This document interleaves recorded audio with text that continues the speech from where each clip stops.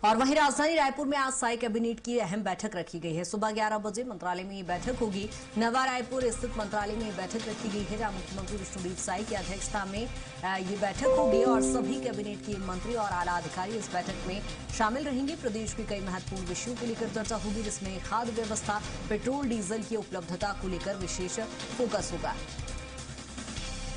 और ज्यादा जानकारी के साथ सहयोगी दिलीप हमारे साथ बने हुए। दिलीप, आज साय कैबिनेट की बैठक के कौन से महत्वपूर्ण बिंदु जिन पर चर्चा होनी है? जी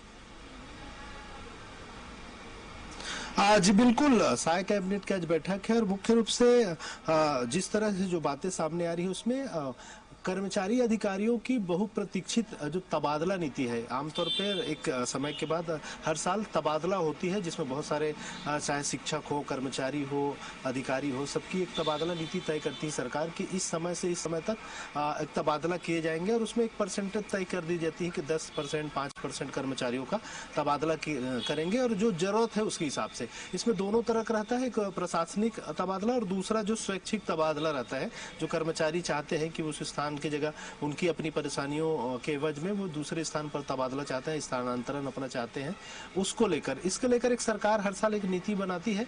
क्योंकि वो नीति जून जुलाई में ही लागू होती है, तो हो सकता है कि आज को जो कैबिनेट की बैठक है उसमें उस नीति को लेकर मुहर लगाई जा सकती है। इसके अलावा खाद की संकट है प्रदेश में, तो खाद की उपलब्धता को लेकर कि कितनी उपलब्ध है, कितनी जरूरत है। खरीफ का सीजन आने है, मानसून आ चुका है, लगभग प्री मानसून की सूचना लगभग मौसम विभाग ने दे दी है। तो ऐसे में सरकार एक तैयारी रहती है कि खरीफ सीजन के लिए खाद की किसी तरह की रासायनिक उर्वरकों की कमी न हो।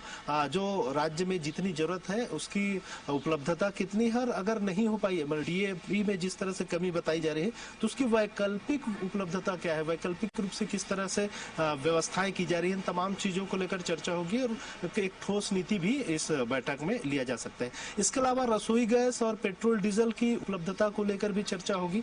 लगातार दाम जो बढ़ रहे हैं इसकी भी रीजन, खैर दाम पर तो कंट्रोल राज्य सरकार की नहीं है, केंद्र से ही है, लेकिन उपलब्धता सुनिश्चित करना राज्य सरकार की जिम्मेदारी है। तो प्रयास होगी कि कालाबाजारी रोका जाए और पेट्रोल डीजल और रसोई गैस की जो उपलब्धता है वो सुनिश्चित हो, इसको लेकर भी चर्चा होगी। इसके अलावा और कई महत्वपूर्ण मुद्दे हो सकते हैं। हालांकि आमतौर पर देखा जाता है कि कैबिनेट की ब्रीफिंग के बाद ही स्पष्ट हो पाता है कि कौन कौन से मुद्दे पर चर्चा हो और क्या क्या अहम फैसले रहे जिस पर मुहर लगी।